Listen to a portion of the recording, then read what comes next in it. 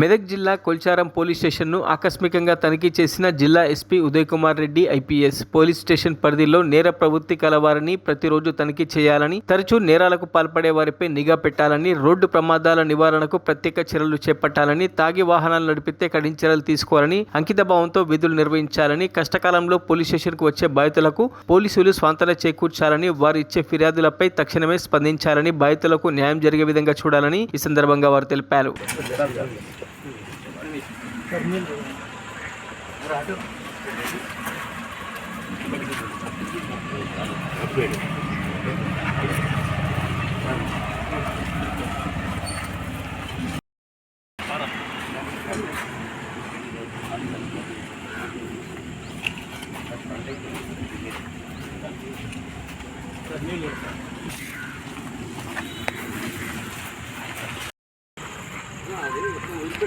చెట్టు కొనుక్కున్నాను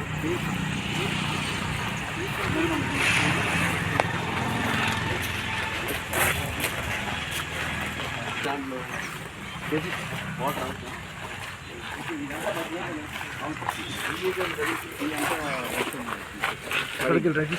ఈ బండ్ పరిస్థితి